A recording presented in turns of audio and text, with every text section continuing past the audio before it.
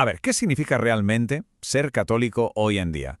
Más allá de las ideas que podamos tener, ¿qué nos dicen los datos de verdad sobre cómo son y qué hacen millones de personas? Bueno, pues hoy vamos a meternos de lleno en esto, porque hay una investigación que dibuja un panorama, la verdad, bastante sorprendente. Así que vamos a sumergirnos en sus conclusiones.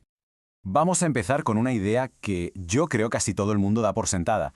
Ser católico practicante es básicamente ir a misa todos los domingos, ¿verdad? Parece que es, bueno, como la columna vertebral de esta fe, pero, oye, ¿esto sigue siendo así a día de hoy? Pues va a ser que no. Ojo al dato, solo un 10% de los católicos dice que va a misa cada semana. ¡Un 10%! Es que esta cifra, así de golpe, ya desmonta por completo esa idea inicial. Y claro, nos obliga a preguntarnos, si no están en la iglesia, ¿dónde viven su fe? Y sobre todo, ¿cómo la viven? Y esa pregunta nos lleva directos al primer punto clave de este análisis, la relación del católico de hoy con el templo. Un vínculo que, ya les adelanto, ha cambiado, pero de forma radical. Pero es que lo más revelador no es solo el dato de ahora, el del 10%, sino la tendencia.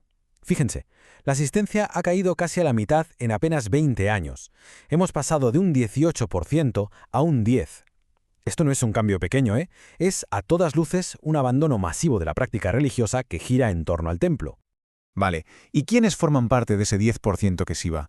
Pues el perfil es muy concreto. La edad media de quien va a misa es de 50 años, bastante más alta que la del católico promedio.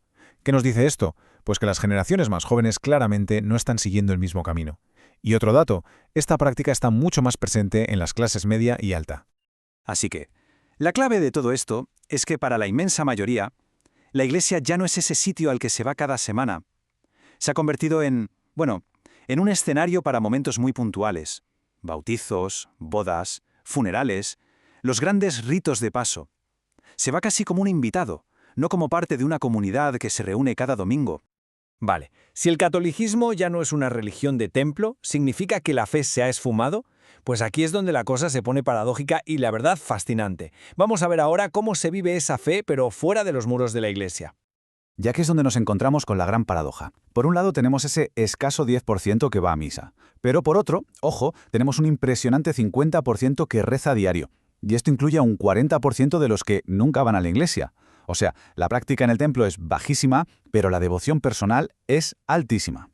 Hay una frase que lo resume a la perfección. Templos vacíos, santuarios llenos. Es que es tal cual. Mientras las misas de los domingos se van quedando sin gente, las peregrinaciones gigantescas a santuarios para cumplir una promesa o dar las gracias siguen siendo algo masivo, un pilar. La fe se está manifestando, y mucho, pero en actos personales y multitudinarios, fuera del ritual de cada semana. ¿Y cómo es esa oración privada? Pues no es una meditación así improvisada o de estilo libre, no. La gente reza las oraciones de toda la vida, los Padre Nuestros, las Ave Marías, las que todo el mundo conoce. Y esto es importante, porque indica que se sienten parte de una comunidad.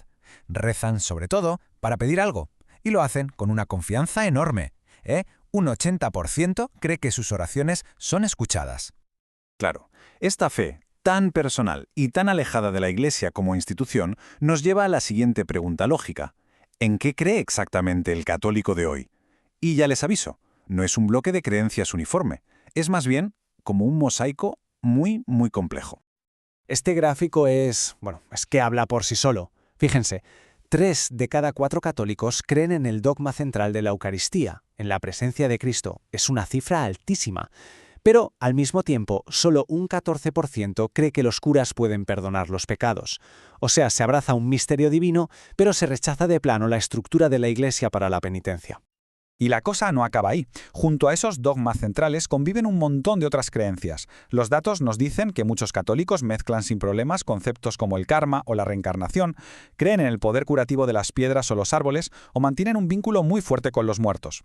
Esta mezcla, este sincretismo, no es algo nuevo, pero hoy está más extendido que nunca. Y aquí el autor del estudio hace una distinción que es clave. Ojo, no estamos hablando de heterodoxia, o sea, de negar los pilares de la fe como la Trinidad. Esos dogmas centrales se mantienen.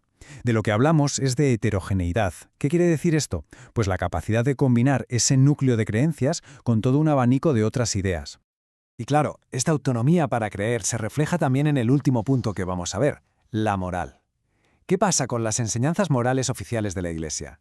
¿Cómo se relaciona el católico de hoy con ellas? Miren, esta tabla es demoledora.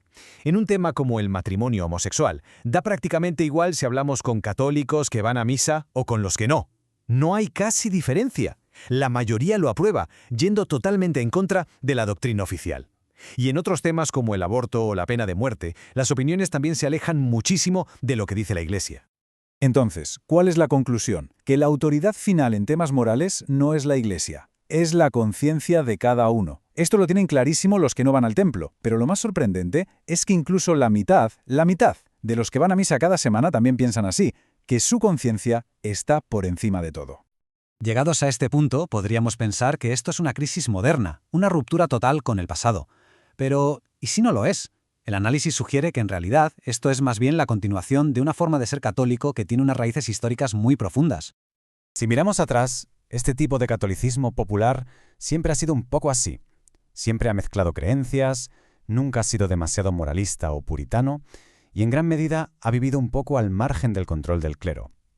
De hecho, la idea de tener que ir a misa sí o sí cada semana nunca llegó a calar del todo, y esa división tan estricta entre católicos buenos y malos nunca fue tan tajante como en otras partes. Así que la conclusión del análisis es, en el fondo, una llamada a la comprensión. El argumento es que mirar por encima del hombro esta forma de vivir la fe es un error porque, nos guste o no, es como la vive la inmensa mayoría de la gente. Y esto requiere, claro, una respuesta pastoral, pero una que parta siempre del respeto. Y todo esto nos deja con una última pregunta en el aire para que le demos una vuelta. Si la identidad católica ya no se construye yendo a misa los domingos, ni siguiendo la doctrina al pie de la letra, ni compartiendo exactamente las mismas creencias, entonces, ¿qué es lo que une a esta comunidad? ¿Qué la define hoy en día?